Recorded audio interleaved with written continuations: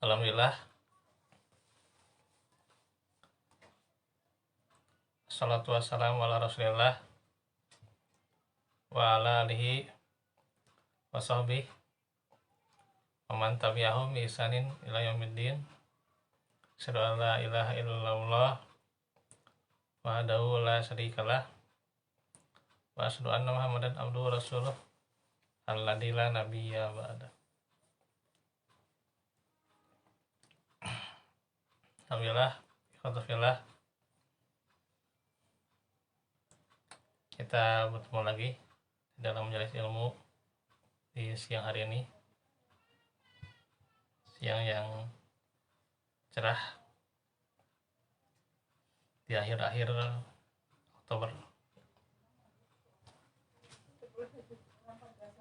tahun 2023.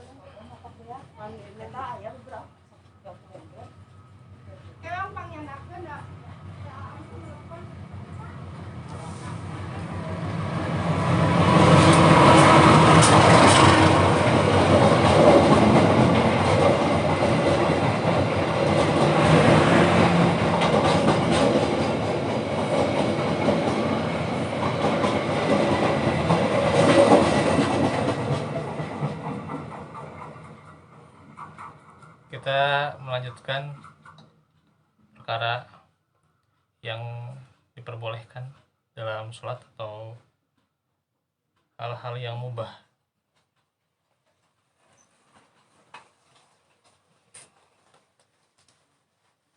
Bentar ya, nggak lalu soalnya. Masih nanti dipakai gitu. Mubah yang dibolehkan dalam sholat.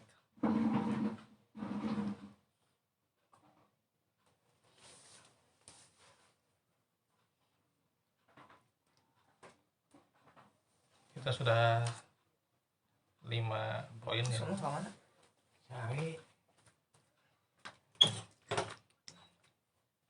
Yang pertama, dibolehkan membawa anak kecil dalam sholat. 2, berjalan sedikit karena kebutuhan.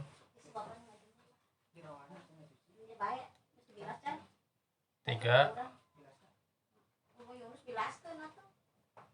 gerakan untuk menyelamatkan anak kecil.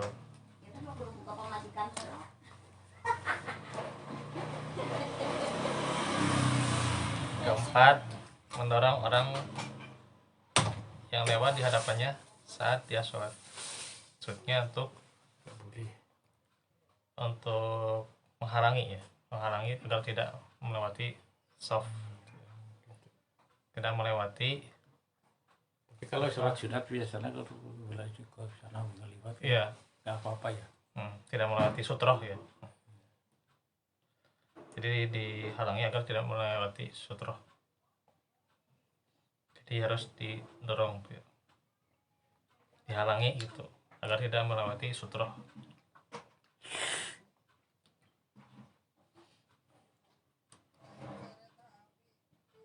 Dan ya nantilah kalau ada ini ya, kita jelaskan tentang fikih sutroh ya.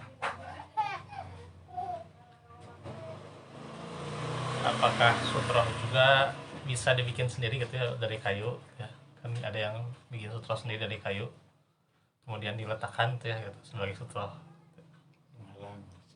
Iya, menghalang supaya orang tidak lewat sholat ya. Kalau anak kecil kan sudah buatan dulu pas sholat ya banyak anak ya kecil. Kalau anak kecil ada 2 tahun paling ya nggak ini belum memayis, nggak dosa ya. ya Tapi orang tuanya dosa nggak itu? banyak ya, kan memang anak kecil kan belum bisa menyerap itunya apa yang disampaikan. Nanti paling udah sekian yang lebih udah ngerti lah baru bisa disampaikan. 5 tahun mungkin ya. Ya 5 tahun ke atas mungkin. Udah mulai tahu lah sedikit-sedikit. Yang kelima, membunuh ular, kalajengking atau semisalnya yang berbahaya yang mengganggu saat sholat. Nah itu baru 5 yang kita sudah jelaskan. Oh, jengking kula siun. Kelabang. Keenam, menyingkirkan kaki orang yang sedang tidur jika dibutuhkan. Dari Aisyah radhiyallahu anha berkata, saya biasa menselonjorkan kakiku pada kiblat Nabi. Jadi kakinya itu di kiblat Nabi.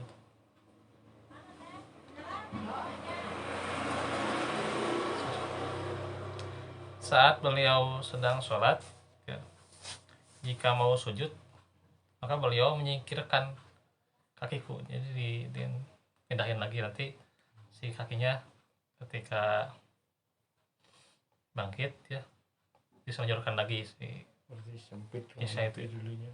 Iya, ya saking sempitnya kamarnya mungkin. Jika beliau bangkit, maka saya selonjorkan lagi ya kaki saya. Riwayat Bukhari ini ya, dan Muslim juga selain keduanya ada.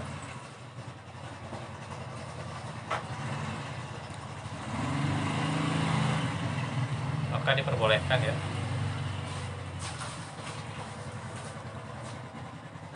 menyingkirkan kaki ya, atau apapun jika dibutuhkan ya.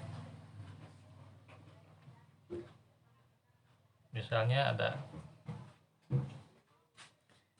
juga yang misal mengganggu, atau kalaupun misalnya perkara itu mengurangi kekhusyuan kemudian disingkirkan, lebih baik, maka lebih maslahat disingkirkan. Nah itu.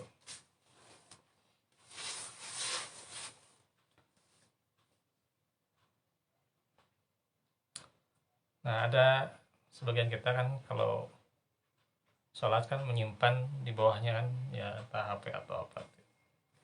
Nah itu. Nah sekiranya kalau misalnya dibutuhkan untuk disingkirkan tuh ya, maka ya dibolehkan.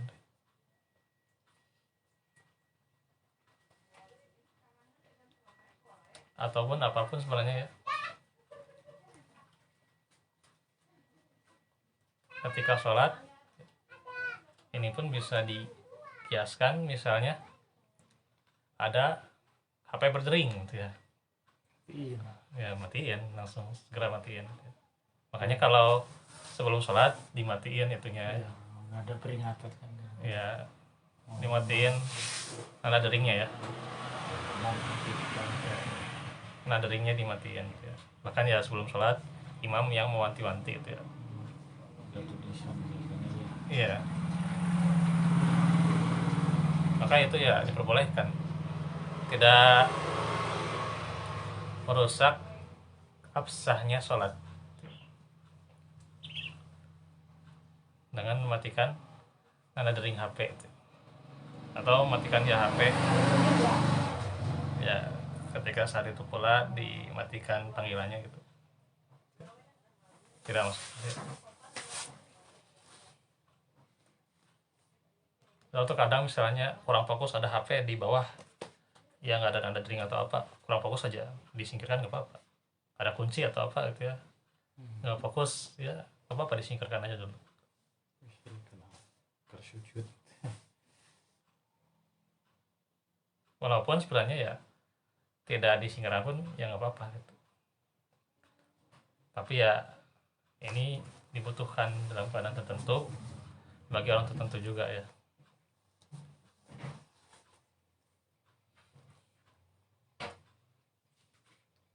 Misalnya ada benda atau tirai itu misalnya yang bergambar makhluk bernyawa gitu ya. Nah dia dilipatkan dulu si tirainya itu kan supaya tidak terlihat kan ketika sholat ya. Kalau misalnya ketika sholat kelihatan kemudian dia lipatkan si tirai itu, maka maka nggak masalah gitu, karena itu bisa jadi ganggu konsentrasi gitu ya. Ya, ya sekarang mah bersyukur ya, dulu mah kalender itu apa pakai gambar artis ya yang agak ini artisnya itu apa Pakai baju dengan bajunya itu yang Ketat. ya ketat lah gitu. Ketat. Bahkan dulu di madrasah juga gitu masih ada itu ya kalender yang kayak gitu. Ya sekarang kan ganti sama kalender ya, Persis punya kalender sendiri, Tarki ada kalendernya gitu. pemandangan Ya, ya lebih bagus ya pemandangan karena bukan makhluk yang bernyawa. nyawa. Lebih bagus ya pemandangan gitu. Atau ya ada beberapa sebagian yang kayak kaligrafi lah gitu. Karena kalau sudah pakai foto ya itu bisa jadi gavok gitu ya, gagal fokus si imamnya gitu. Tapi kalau fotonya itu ya menggoda gitu lah. Ya, ya makanya disarankan kan kalau kalender ya jangan di dekat atau di depan si imam tuh ya, jangan jago ya, jangan jago itu ya di sisi lah, jangan di depannya gitu, atau di dekat mading lah gitu. Kompak kata Hmm. keramiknya.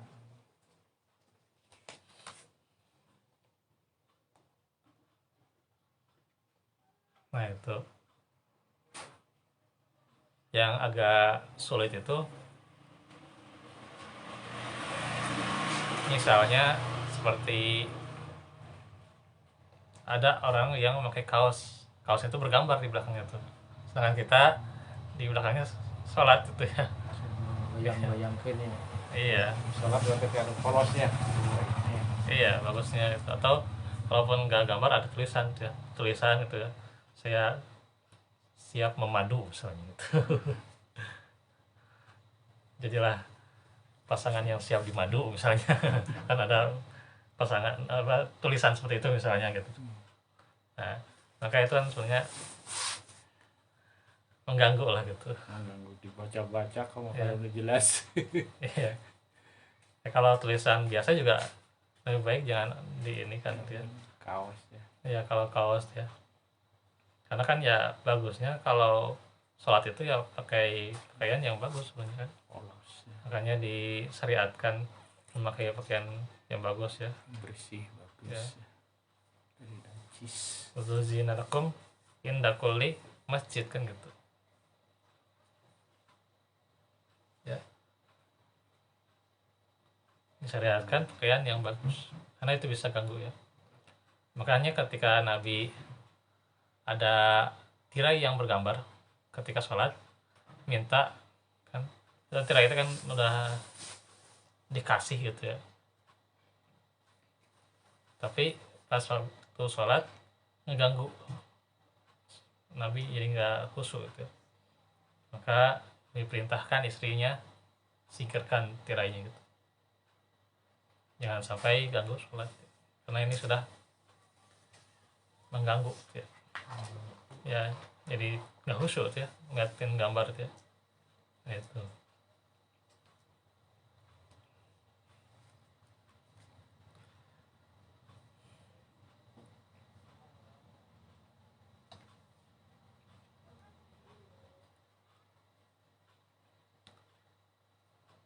Masuk ke poin 7, melepas sendal dan semisalnya di tengah-tengah sholat karena kebutuhan. Dari Abu Sa'id Al-Khudri berkata, ketika Rasulullah sedang melakukan sholat bersama para sahabatnya, tiba-tiba beliau melepaskan sandalnya lalu meletakkan keduanya di sisi kiri beliau. Ketika mereka melihat hal itu, maka mereka pun melepaskan sandal mereka. Ini riwayat yang sudah ditakhrij ya.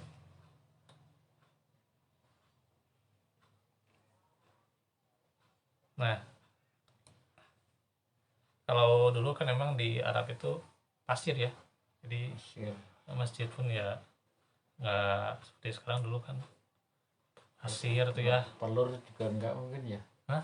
Di pelur ya mungkin belum. Ya belum. Belum ada Nah, semen. ya, belum ada semen dan belum ada apa-apa, pasir aja gitu ya. Kalau ke masjid ya pakai sendal gitu. Berarti kalau ada di itu membersihkan debu maksudnya. Iya, kalau dia Iya. misalnya sudah sholat dia ngusap gini, sebenarnya bukan artinya dia itu adalah amalan sunat, bukan, tapi kan membersihkan itu si debu atau tanahnya gitu yang kena wajah itu.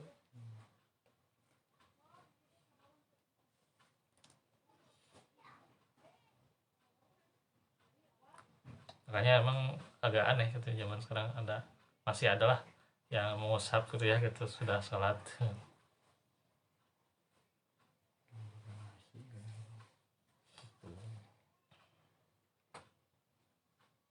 Jadi emang zaman dulu itu pakai pasir. Nggak dilawan apa-apa ya. Iya, Jerami acan. belum. Jadi pakai sendal aja. Ketika dibutuhkan dibuka si sendalnya itu. Udah ada sendal mungkin pakai selop itu kayu. Ya sendalnya juga beda. Dari kayu Eh, apa namanya terus kan teklek ya.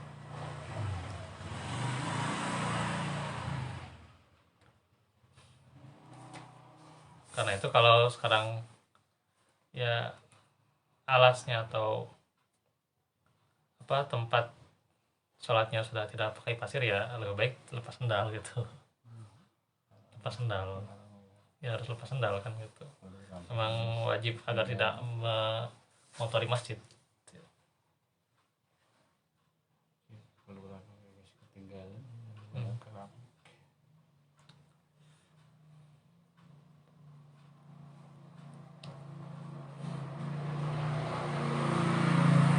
Jadi memang wajar itu. Itu kalau masang jam dari orang kan masangnya di situ sering kalau sholat itu. Iya. Sebenarnya di belakang ya. Ya di belakang atau di samping.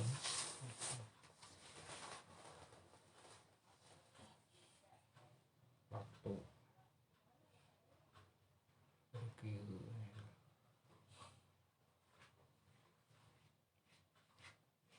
Nah itu ya. Jadi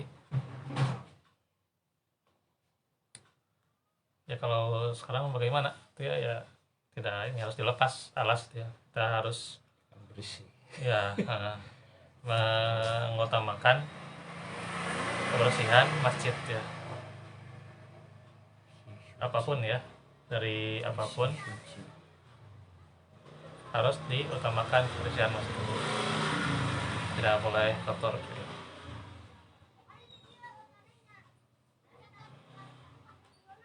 Dan juga harus sensitif ya, atau harus responsif. Kalau ada kotoran di masjid ya harus jangan didiamkan gitu lah. Ada kotoran walaupun kotorannya itu cuma kotoran dari makanan, itulah itu dari makanan kan gitu. Kadang-kadang kan udah pengajian ada kotoran di makanan kan. Kotoran dari makanan itu di sejadah itu kan. Ya bersihkan juga itu. Ya apalagi hal-hal ya seperti kotoran-kotoran kecil ya harus di ini ya, kan biasanya emang marbot yang paling sensitif itu ya. Ada kotoran sedikit di masjid, nah dia yang komentar itu ya. Harusnya dari kita dulu yang membersihkan tuh ya, gitu. Jangan selalu dikorbankan marbot. Membersihkan masjid karena marbot. Ya itu juga udah hina sebenarnya kan. Marbot itu secara bahasa Arab ya orang yang terikat dengan masjid, bukan orang yang bersih-bersih gitu. Iya. Saya kira bukan bersih masjid. Ya orang yang terikat dengan masjid marbot itu kan, terikat marbutoh, dan kalau huruf ta marbutoh terikat ya. Ya marbot terikat dengan masjid. Ya sama. Bukan orang yang bersih-bersih gitu. Yang bersih-bersih mah kewajiban semuanya gitu. Dan bersama ya. Ya, kewajiban bersama. Bersama. Ini yang kadang lalai gitu. Kita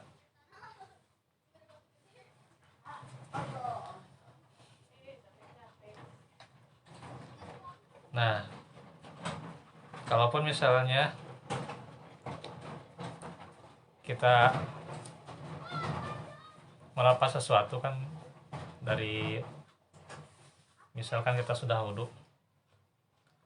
wudhunya mungkin agak jauh ya, kemudian agak dingin kan, pakai sapu tangan tuh ya, pakai sapu tangan di sini gitu. Nah, kemudian pas mau sholat kita lepas tuh ya, boleh-boleh saja itu, atau pas sholat dilepas saja gitu ketika dibutuhkan, itu tidak masalah gitu.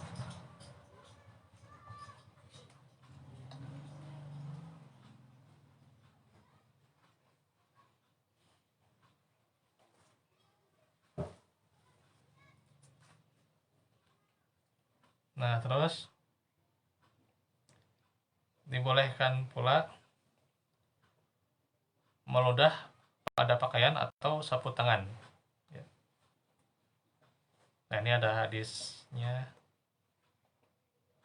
di riwayat Muslim dan juga Abu Daud yang bunyinya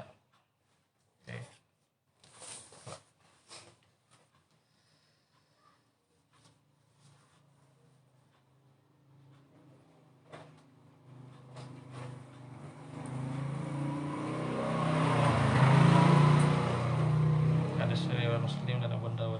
Ini ada Arabnya.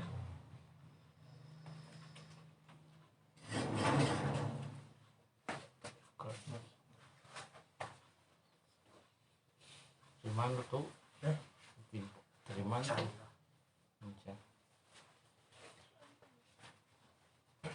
Istri makan wawancara.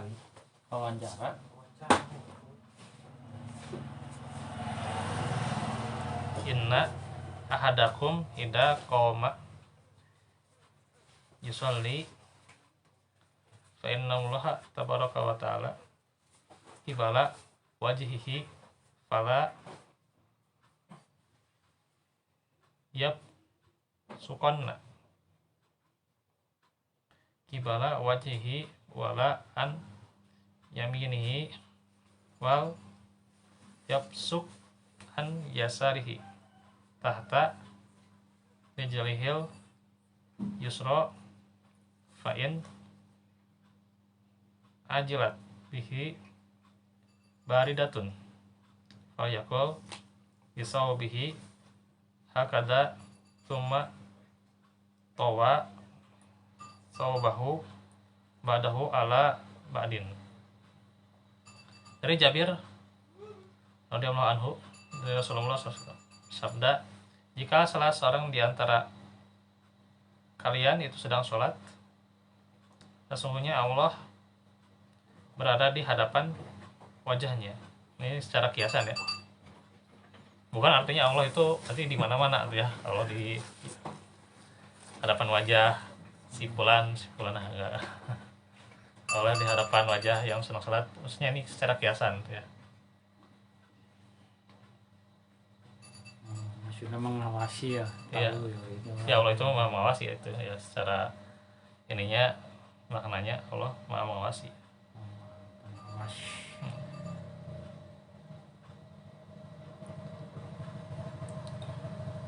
Maka janganlah sekali-kali ia meludah ke arah depan atau samping kanannya.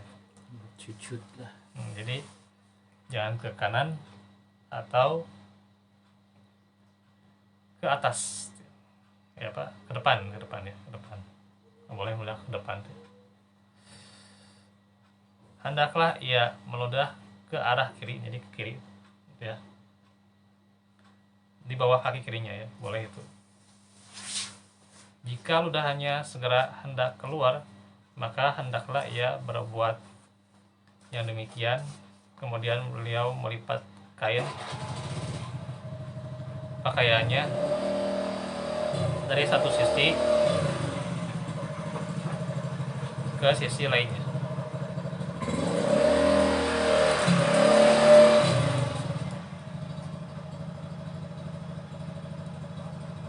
Nah, agar tidak mengotori masjid ya, berarti misalnya kita pakai sabut tangan itu ya, bisa jeda lah.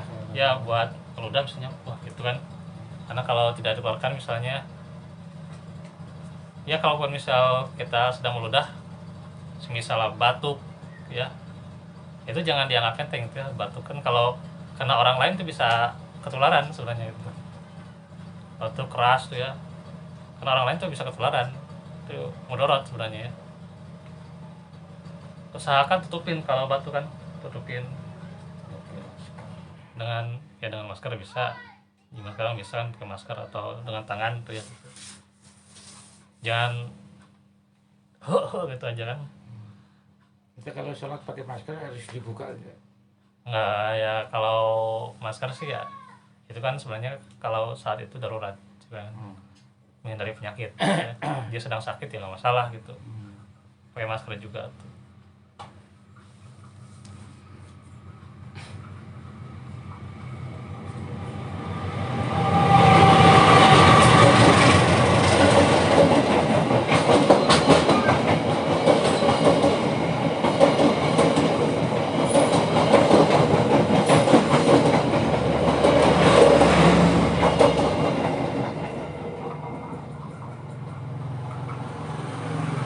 Jadi jangan sampai ketika kita mengeluarkan sesuatu dari apa mulut kita tuh ya, jenis batuk, bersin atau menguap dan sebagainya gitu ya, jangan sampai itu ya mengganggu sebelah atau ya sebelah teh ya kerasa bau atau gimana gitu ya.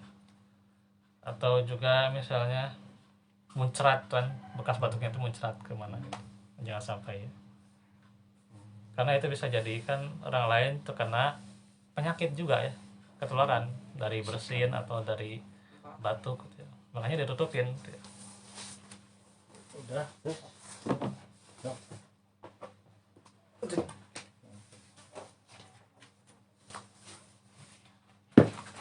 Jangan dibiarkan gitu aja, tutupin tuh ya gitu. Nah, dibolehkan dia mengeluarkannya itu ke hadapan kirinya ya,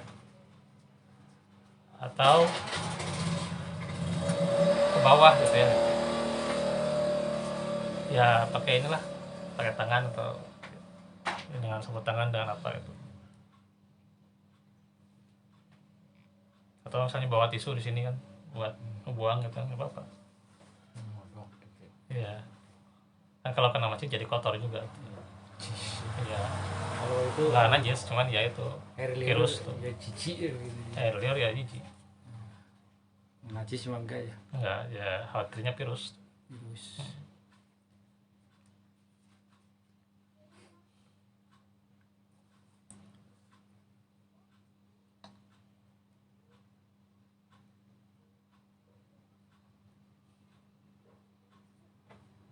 Nah itu.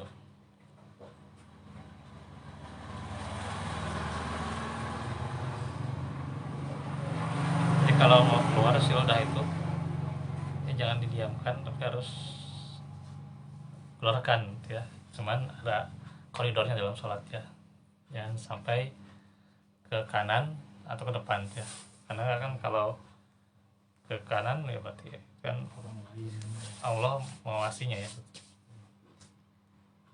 Ke depan ya, kanan tuh ada malaikat ya, kanan ada malaikat ya. Terus juga di depan ya Allah mengawasinya gitu. Dari malaikat lebih banyak malaikat ya dari manusia. Iya. Ada yang di sini, ada yang jaga di pundak kanan, pundak kiri.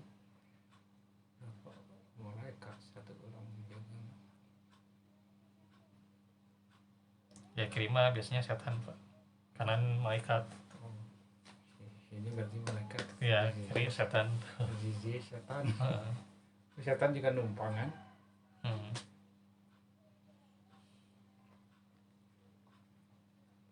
Kasihin kok pulang untuk berpalak benar gitu setan. Ya itu mah itu aja sih, doa aja ya, doa pelindung diri gitu. Sebagai ikhtiar kita diantaranya kan berdoa gitu. Kayak takut atau enggaknya kan tergantung. Ya terkadang kan kalau bahkan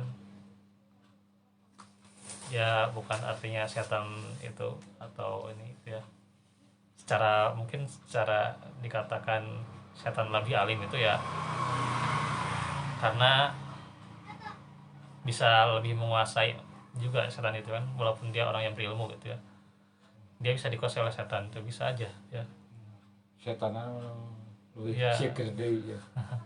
Ya bisa dikatakan setan itu lebih alim cenah kata gitu secara itunya ya, secara sebutannya. Nah itu ya, setiap orang juga pasti ada jin korinnya ada. Korin. Itu yang meninggal atau yang datang korin ya? Apanya? Yang kadang-kadang lewat mimpi gitu. Oh iya bisa jadi. Kadang-kadang kan mimpi datang gitu. Iya. Saya kan lewat mimpi datang. Sesoleh-solehnya orang itu kan pasti di hadapannya ada setannya juga itu, ada jin korinnya juga. Cuman ya bagaimana kita caranya agar tidak digoda setan, tidak menjadikan setan sebagai teman. Siapa? Ya. Nah banyak cara-caranya kan ya, diantaranya baca Al-Falaq, Anas ya. Itu ikhtiar ya. Oke. Ikhtiar agar tidak digoda setan ya. Nah itu, tapi bukan berarti emang setan takut ya, ya walam, cuma tergantung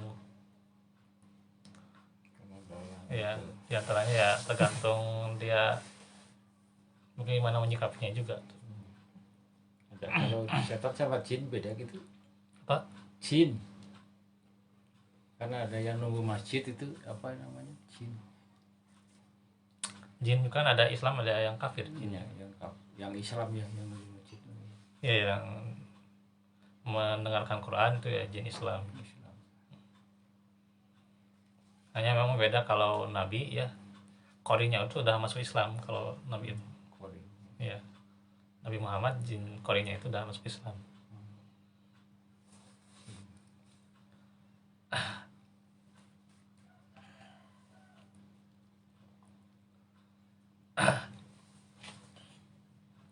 Maka emang upaya apapun ya supaya dari godaan setan.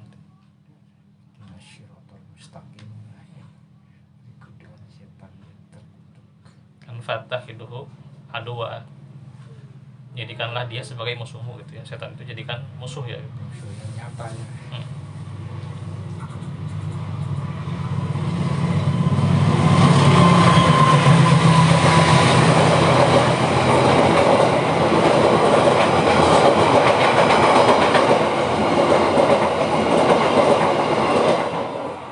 Dan yang ke-9, memperbaiki posisi pakaian dan menggaruk tubuh dalam sholat boleh juga.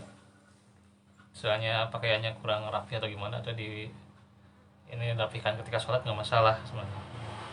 Atau misalnya kurang dikancingin ya sebenarnya nggak apa-apa gitu. Cuman ya kurang baik aja kelihatannya gitu. Dari rumah udah. Harusnya dikancingin di rumah gitu ya.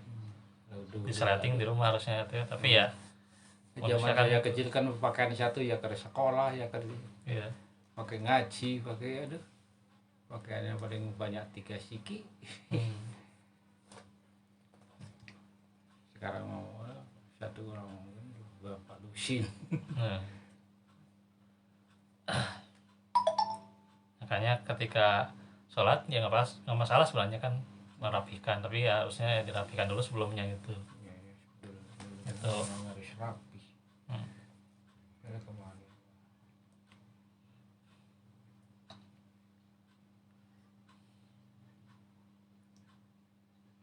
Atau dia menggaruk-garuk tubuh nggak apa-apa ya, tidak menjadi batal. Enggak, menggaruk 3 kali atau lebih nggak jadi batal sebenarnya, nggak jadi batal kalau butuh kan. Kekir nyamuk. Iya kan, kalau nggak digaruk juga kan kita hilang konsentrasi sebenarnya. Gatel.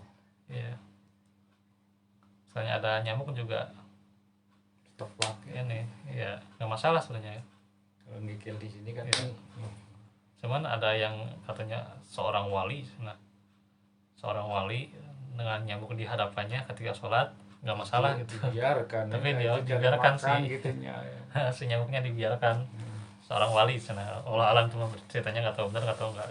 Dia seorang wali dan nyamuk di hadapannya banyak lagi ya ketika sholat dibiarkan nyamuknya. Nggak tahu itu ceritanya benar atau enggak. Tasawuf. Ya. Padahal ya nggak masalah gitu ya kalau kita mau menepak-nepak nyamuk juga. Nah itu. Yang jadi salah itu ketika misalnya keluar dari barisan berlari untuk nepak nyamuk, nah itu baru itu mah. Ya cuman kalau ada ini kan ada nepak nggak apa-apa. kalau saya lihat di Ali Salah datang umpama di sini satu kan, Noel yang depan itu mundur nggak apa-apa. Ya apa-apa. Noel mundur. Ya mudah-mudahan aja.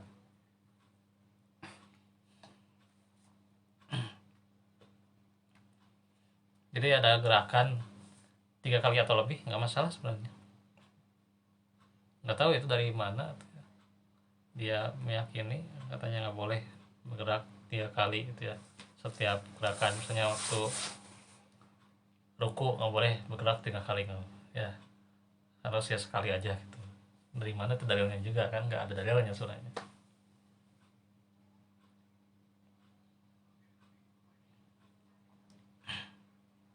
Kecuali emang kalau si itunya ya tidak dibutuhkan ya,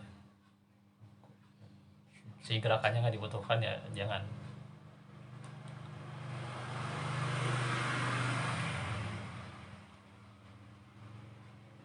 Dari Jarir Ad-Dibbi berkata adalah Ali radhiyallahu anhu jika melakukan sholat meletakkan tangan kanannya pada pergelangan tangan kirinya, beliau senantiasa melakukan demikian sampai melakukan ruku. Nah kalau Ali saja kan Ada yang gini, ada yang gini. ya. Yang rata-rata mah gini ya. Tangannya didagangkeun. Atau yang gini jangan lihat Imam Maliki aja. Kecuali jika sambari memperbaiki pakaiannya ya, atau menggaruk tubuhnya. Tuh Ali juga kan gitu, Ali juga suruh memperbaiki pakaian atau menggaruk tubuh gitu ya. Nggak masalah sebenarnya, karena sahabat Ali juga melakukannya kan, Kalau Ali kan garuk-garuk. disiahkeun kumaha maksudnya itu. Apanya? Oh iya, panjang itu. Jadi si Ahmad meyakini cuman 3 orang yang yang tidak kafir gitu kalau si Ahmad meyakininya. Jadi semua sahabat itu oleh Syiah dikafirkan gitu. Oleh Syiah dikafirkan semua sahabat kecuali 3, Ali terus saya siapa gitu, apalagi saya tuh Mikdad itu ya, Ali, Mikdad sama itu siapa ya itu yang Salman Al-Farisi itu yang nggak salah. Nah, itu. Yang lainnya kafir gitu ya, termasuk Abu Bakar, terus Umar, Utsman dikafirkan oleh Syiah. Iya betul tuh, lihat di itu di apa Usul Kahfi ya, Usul Kahfi ya. Sebelum pagi saya itunya udah lama itu ya. Mengucap udah pisannya. Ya. Usul Kahfi kalau nggak salah itu ya. Itu di itunya kitabnya namanya itu kalau nggak salah itu, apalagi saya namanya. Itu udah lama nggak kaji dah. Dulu kan pernah kaji sama Ustaz Dian. Itu di kitabnya itu dikatakan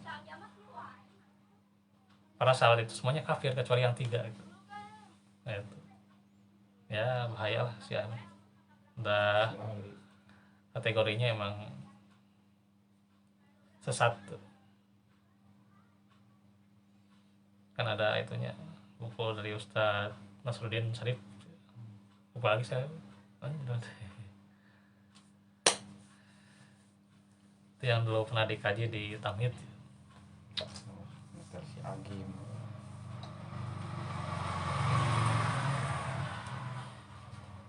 Nanti lah itu mah penjelasan tentang Syiah ya.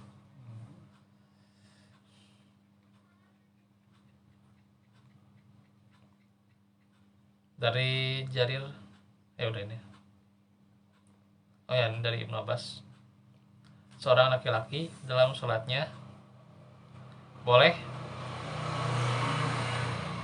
menolong atau menggaruk tubuhnya sesukanya. Jadi boleh sesukanya tuh kata Ibnu Abbas.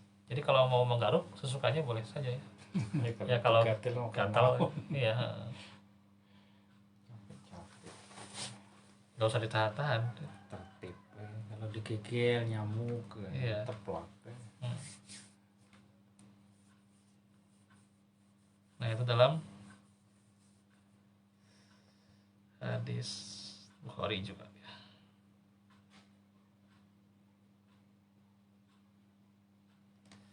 Nah itu sampai perkara ke-9 dulu ya, nanti 10 dan selanjutnya kita lanjutkan. Berarti besok ya terakhir sebelum berangkat ya Pak. Iya bisa tanggal 2 berangkat. Tanggal pagi paling ya. Iya. Kan beberapa lah kan itu datang. Sebulan enggak di Lombok. Baik, itu saja dahulu. Barakallahu fikum wa afu minkum. Rabbana atina fid dunya hasanah wa qina adzabannar. Ya Allah. Kalau kuliah ada was. Assalamualaikum warahmatullahi wabarakatuh. Waalaikumsalam. Besok